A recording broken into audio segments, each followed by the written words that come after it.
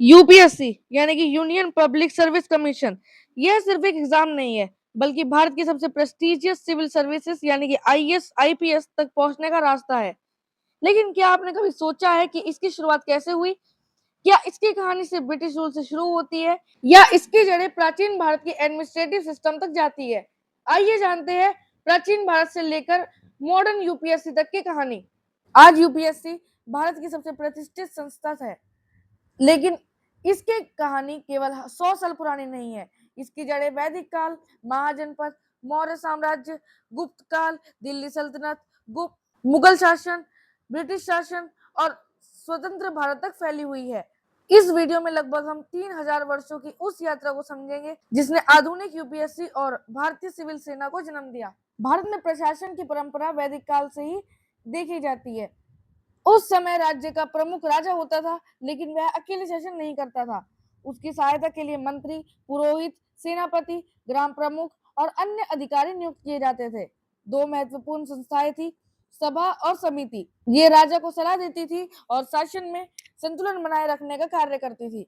हालांकि उस समय कोई प्रतियोगी परीक्षा नहीं होती थी, लेकिन योग्य, अनुभवी और ईमानदार व्यक्ति को प्रशासनिक जिम्मेदारियां दी जाती थी। लगभग छठी शताब्दी ईसा पूर्व इसके अंदर भारत में 16 महाजनपद अस्तित्व में आए। बड़े राज्य बड़े होने लगे और प्रशासन अधिक जटिल हो गया। फिर आया मौर्य साम्राज्य, जिसने भारतीय प्रशासन को नई दिशा दिखाई। सम्राट चंद्रगुप्त मौर्य और उनके गुरु कौटिल्य यानी कि चाणक्य ने एक संगठित प्रशासनिक व्यवस्था विकसित की। कौटिल्य द्वारा लिखित अर्थशास्त्र में अधिकारियों की नियुक्ति के, उनके वेतन, जिम्मेदारियां और भ्रष्टाचार को रोकने के उपायों का विस्तार वर्णन मिलता है। राज्यों में अलग अलग विभाग थे, जैसे कि राजस्व, कृषि, व्यापार, खनन, वन, सेना, न्याय।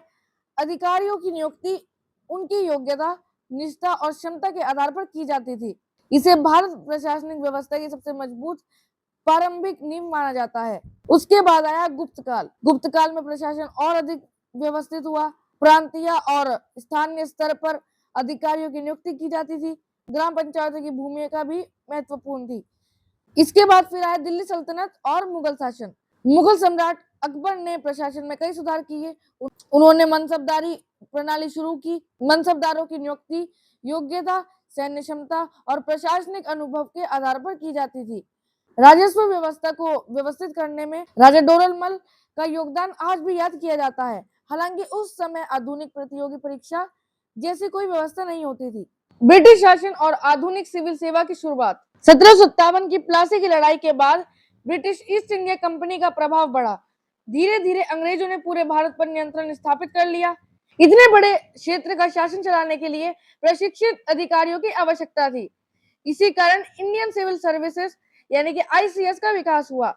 शुरुआत में अधिकारियों की नियुक्ति सिफारिश और संरक्षण के आधार पर होती थी। अगर हम इसकी टाइमलाइन की बात करें तो 1772 में वॉरेन हॉस्टिंग ने भारत में सिविल प्रशासन की प्रारंभिक नींव रखी। 1793 में लॉर्ड कॉर्नवालिस ने सिविल सेवा में महत्वपूर्ण सुधार किए। इसी की वजह से उन्हें भारत में सिविल सेवा का जनक कहा जाता है। 1853 का चार्टर एक्ट, इसमें सिविल सेवा की भर्ती के लिए खुली प्रतियोगिता परीक्षा का रास्ता खोला गया। 1854 में मैकॉले कमेटी ने प्रतियोगी परीक्षा के आधार पर भर्ती की सिफारिश की।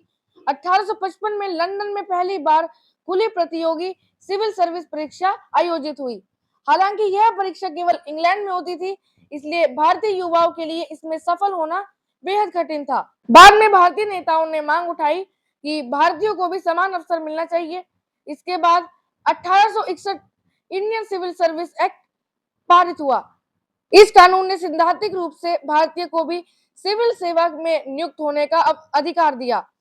इसमें प्रावधान था कि कोई भी व्यक्ति भारतीय, यूरोपियन जिसे भारत में कम से कम 7 वर्ष निवास किया हो, कुछ विशिष्ट पदों पर नियुक्त किया जा सकता है।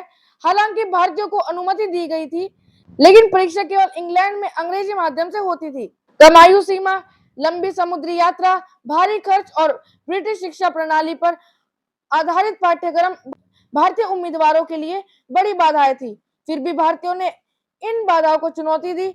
1863 में सत्येंद्रनाथ टैगोर ने प्रतियोगी परीक्षा पास की और वे पहले भारतीय बने जिन्होंने किस प्रतिष्ठित सिविल सेवा में प्रवेश प्राप्त किया? 1864 सत्येंद्रनाथ टैगोर ने भारत में आईसीएस अधिकारी के रूप में सेवा शुरू की। 1920 में सुभाष चंद्र बोस ने इंग्लैंड में आईसीएस परीक्षा पास की और चौथा स्थान प्राप्त किया। 1921 सुभाष चंद्र बोस ने आईसीएस से इस्तीफा दे दिया। समय के साथ साथ भारतीयों ने सिविल सेवाओं में समान अवसर, भाग में परीक्षा आयोजित करने और प्रशासन में भारतीयकरण की मांग तेजी से करी। आखिरकार 1922 में पहली बार आईसीएस की परीक्षा लंदन के साथ साथ भारत में भी आयोजित हुई। 1923 में ब्रिटिश सरकार ने लॉर्ड ली की अध्यक्षता में ली कमेटी गठित की। 1924 में ली कमेटी ने भारत में पब्लिक सर्विस कमीशन स्थापित करने की सिफारिश की और इसके बाद 1 अक्टूबर 1926 को भारत में पहला पब्लिक सर्विस कमीशन स्थापित हुआ। इसके प्रथम अध्यक्ष थे sir Ross Barker. Government of India act 1935 ने फेडरल और प्रोविंशियल पब्लिक सर्विस कमीशन के लिए व्यवस्था की। 1937 में फेडरल पब्लिक सर्विस कमीशन अस्तित्व में आया। 15 अगस्त 1947 को भारत स्वतंत्र हुआ। फेडरल पब्लिक सर्विस कमीशन ने संक्रमण काल में कार्य जारी रखा। 26 जनवरी 1950 को संविधान लागू होने के साथ फेडरल पब्लिक सर्विस कमीशन का नाम बदलकर यूनियन पब्लिक सर्विस कमीशन यानी कि यूपीएससी कर दिया गया और इसे संवैधानिक दर्जा मिला। वर्तमान में यूपीएससी भारतीय संविधान के भाग 14 के आर्टिकल 315 से 323 के तहत एक स्वतंत्र संवैधानिक संस्था के रूप में कार्य करता है। आज यूपीएससी केवल आईएएस, पीसीएस और आईएफएस नहीं है, बल्कि अनेक केंद्र सेवाओं के लिए भर्ती करती है। हर वर्ष लाखों उम्मीदवार आवेदन करते हैं, लेकिन केवल सबसे योग्य अभ्यर्थी ही चयनित होते हैं। यह संस्था योग्यता, निष्पक्षता और समान अवसरों के सिद्धांत पर आधारित है। प्राचीन भारत में योग्य व्यक्तियों की नियुक्ति से शुरू हुई यह कहानी कौटिल्य के प्रशासनिक सिद्धांतों, मुगल सुधारों, ब्रिटिश काल की प्रतियोगी परीक्षाओं और स्वतंत्र भारत के संविधान से गुजरते हुए आज यूपीएससी तक पहुंची है। इसलिए यूपीएससी केवल एक परीक्षा नहीं है, बल्कि भारत की हजारों वर्षों पुरानी प्रशासनिक परंपरा का आधुनिक स्वरूप है। यह परंपरा बताती है कि किसी भी राष्ट्र की शक्ति केवल उसकी सेना और या अर्थव्यवस्था में नहीं, बल्कि ईमानदारी, सक्षम और उत्तरदायी प्रशासन में निहित होती है। धन्यवाद।